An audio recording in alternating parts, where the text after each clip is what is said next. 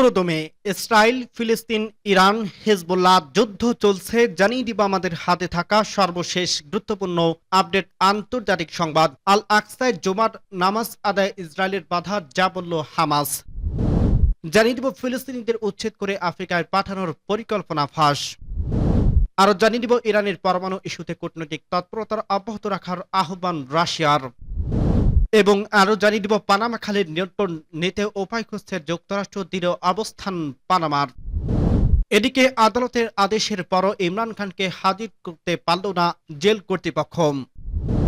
সর্বশেষ জানিয়ে দিব গাজায় হাসপাতাল চত্বর থেকে ৪৮ লাশ উত্তোলন, বাকি আরো ১৬০। শুনছিলেন সংবাদ শিরোনাম, এরপর বিস্তারিত। তার আগে অনুরোধ থাকবে, ভিডিওটি যদি ভালো লেগে থাকে ভিডিওটিতে একটি লাইক এবং কমেন্ট করে জানিয়ে দিন ভিডিও সম্পর্কে আপনার মূল্যবান মতামত, এবং আরো কমেন্ট করে জানিয়ে দিন ভিডিওটি আপনি কোথা থেকে দেখছেন এবং শুনছেন। আল আকসায় জুমার নামাজ আদায় ইসরায়েলের বাধা, যা বলল হামাস। আল আকসায় পবিত্র মাহে রমজানের দ্বিতীয় জুমা আদায় করতে পারেনি ফিলিস্তিনি ধর্মপ্রাণ মুসল্লিরা। ইসরায়েলি নিষেধাজ্ঞার কারণে তারা শুক্রবার মসজিদটিতে প্রবেশ করতে পারেনি। এ ঘটনায় তীব্র নিন্দা জানিয়েছে ফিলিস্তিনি স্বাধীনতাকামী সদস্য গোষ্ঠী হামাস। খবর আল জাজিরার। এক বিবৃতিতে গোষ্ঠীটি জানিয়েছে, পবিত্র এ মাসে ফিলিস্তিনিদের বিরুদ্ধে ইসরায়েলের এমন নিষ্ঠুর পদক্ষেপকে ধর্মীয় যুদ্ধ হিসেবে দেখছে হামাস। এতে আরো বলা হয়, টানা দ্বিতীয় বছরের মতো আল আকসা নামাজের মুসল্লিদের অব্যাহত নিষেধাজ্ঞা মুসলিম রীতিনীতির উপর একটি পদ্ধতিগত আক্রমণ এবং জেরুজালেমে এর পবিত্র স্থানগুলোকে ইহুদীকরণের প্রচেষ্টারই অংশ। গাজা ভিত্তিক এই গোষ্ঠীটি ইসরায়েলি সরকারকে মুসলমানদের অভিভূত এবং অনুভূতি ও পবিত্র তার প্রতি অহংকার এবং অবজ্ঞা অব্যাহত রাখা থেকে বিরত থাকার আহ্বান জানিয়েছে। বৃহস্পতিবার জেরুজালেম ভিত্তিক আল কুদস ইন্টারন্যাশনাল ফাউন্ডেশন জানিয়েছে, ইসরায়েলি বাহিনী আল আকসা মসজিদের অভিযান চালিয়ে মুসল্লিদের জোরপূর্বক বের করে দিয়েছে। ফিলিস্তিনিদের উচ্ছেদ করে আফ্রিকায় পাঠানোর পরিকল্পনা ফাঁস।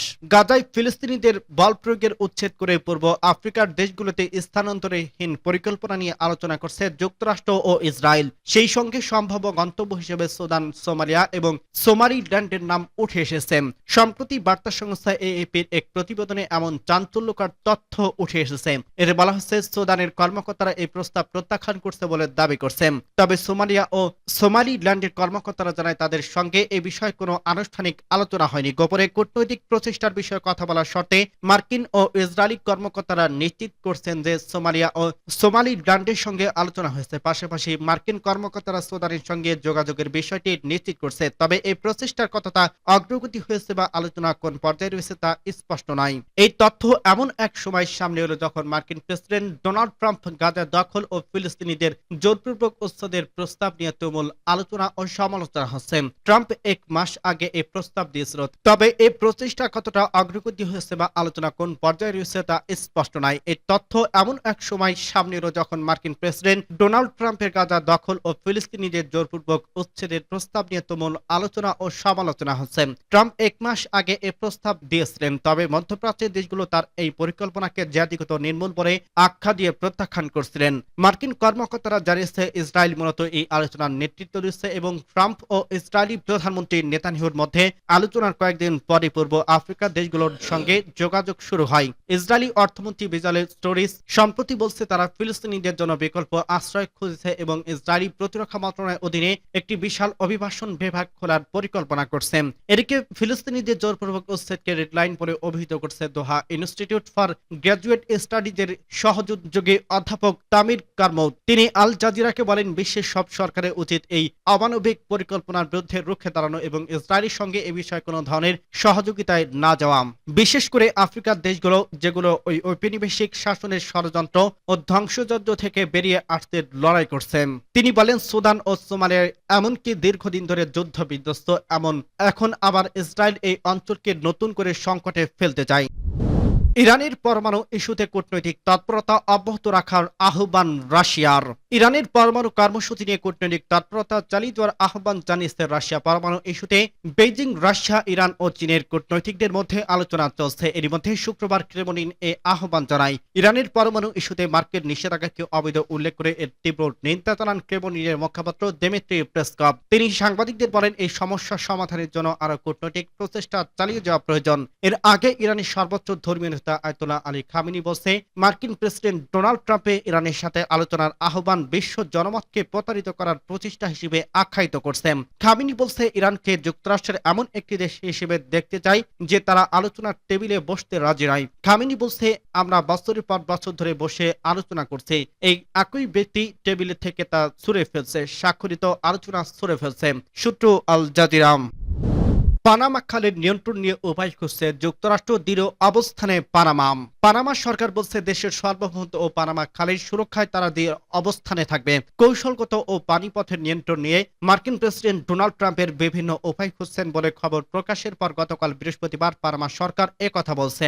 দুই মার্কিন কর্মকর্তার বলতে এবিসি নিউজের এক প্রতিবেদনে বলা হয়, পানামাতে মার্কিন সেনাদের উপস্থিতি বাড়াতে উপায় খোঁজার জন্য যুক্তরাষ্ট্রের সেনাবাহিনীকে নির্দেশ দিয়েছে হোয়াইট হাউস। যুক্তরাষ্ট্র ও পানামার মধ্যে নিরাপত্তা সহযোগিতার জোরদার থেকে শুরু করে দখল করা পর্যন্ত বিভিন্ন উপায়গুলোর পর্যালোচনা করতে বলা হয়েছে।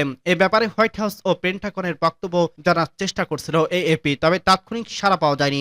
পানামার পররাষ্ট্রমন্ত্রী হাভিয়ার মার্টিনেজ সাংবাদিকদের বলেন, এসব বিবৃতির প্রতি শ্রদ্ধা রেখে শুধু বলতে চাই, নিজেদের ভূখণ্ড খাল সার্বভৌমত্বের সুরক্ষায় পানামা দৃঢ় অবস্থান বজায় রেখেছে। হাভিয়ার মার্টিনেজ আরো বলেন, পরিষ্কার করে বলছে, এই খাল পানামার মানুষের এবং তা তাদেরই থাকবে।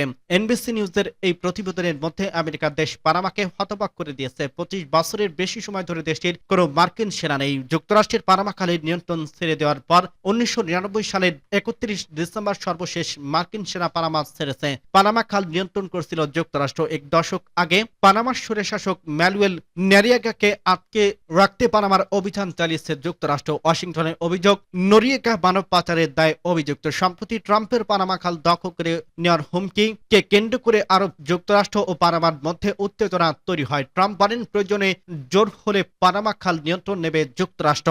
খালের বন্দর পরিচালনাকারী হংকংয়ের একটি কোম্পানিকে সরে যেতে চাপ দেওয়া সহ ট্রাম্পকে বেশ কিছু সুবিধা দিয়েছে পানামা। হংকংয়ের ওই কোম্পানি কাজ করার কারণে ট্রাম্প দাবি করেছিলেন, আন্তঃমহাসাগরীয় পানিপথটিতে চীনের প্রভাব বিস্তার করছে। ইতিমধ্যেই হংকংয়ের কোম্পানিটি যুক্তরাষ্ট্রের একটি বিনিয়োগ প্রতিষ্ঠার কাছে বন্দরটি বিক্রি করে দিয়েছে। আদালতের আদেশের পরও ইমরান খানকে হাজির করা হলো না। শুক্রবার দুপুর 2টার মধ্যে ভিডিও কলে বা বেলা 3টার মধ্যে সশরীরে সাবেক প্রধানমন্ত্রী ও পাকিস্তান তেহরিক ইনসাফের প্রতিষ্ঠাতা ইমরান খানকে হাজির করার আদেশ দিয়েছিল ইসলামাবাদ হাইকোর্ট। তবেই কারা কর্তৃপক্ষ তাকে হাজির করতে ব্যর্থ হয়েছে। জিও নিউজের প্রতিবেদনে বলছে, আইনজীবী মশাল ইউসুফজাই ইমরান খানের সঙ্গে কারাগারে সাক্ষাৎ করছেন, চাইলে তাকে অনুমতি দেওয়া হয়নি। এরপর তিনি আদালতের পিটিশন করেন। তার পরিপ্রেক্ষিতে ইসলামাবাদ হাইকোর্ট ইমরান খানকে আদালতে সরাসরি অথবা ভিডিও কলে হাজির করার নির্দেশ দেন। সময়সীমা অতিক্রম হয়ে যাওয়ার পর ইসলামাবাদের হাইকোর্টের জেনারেল বলছে, নিরাপত্তা ঝুঁকির কারণে সরাসরি তাকে হাজির করা সম্ভব হয়নি। সেই সঙ্গে ভিডিও কলে তাকে যুক্ত করা সহজ ছিল না। এবার আদিওলা জেল সুপার ইসলামাবাদের এজিকে এ ব্যর্থতার কারণ ব্যাখ্যা করে হলফনামা পেশ করার আদেশ দিয়েছে আদালত। গাজায় হাসপাতাল চত্বর থেকে 48 লাশ উত্তোলন, বাকি আরো 160। গাজায় বেসামরিক প্রতিরক্ষা সংস্থা জানিয়েছে, তাদের কর্মীরা বৃহস্পতিবার আল শিফা হাসপাতাল চত্বর থেকে 48টি লাশ উত্তোলন করছে। এ সময় গাজার বৃহত্তম চিকিৎসা প্রতিষ্ঠান হিসেবে পরিচিত ওই হাসপাতালে বর্তমান যুদ্ধে ইসরায়েলে একাধিক হামলার ফলে ধ্বংসস্তূপে পরিণত হয়েছে। সংস্থাটি এর আগে একই ধরনের কার্যক্রম পরিচালনা করছে, যাতে লাশগুলো শনাক্ত করে তাদের পরিবারের কাছে ফিরিয়ে দেওয়া যায়, অথচ তা সম্ভব না হলে যথাযথভাবে অন্যত্র দাফন করা যায়। সংস্থার মুখপাত্র মাহমুদ বাসাল এএপিকে বলে, পরিবারের সদস্যদের মধ্যে শনাক্ত হওয়ার পর 38টি মরদেহ হস্তান্তর করা হয়েছে, যা পরে অন্য কবরস্থানে পুনরায় দাফন করা হবে।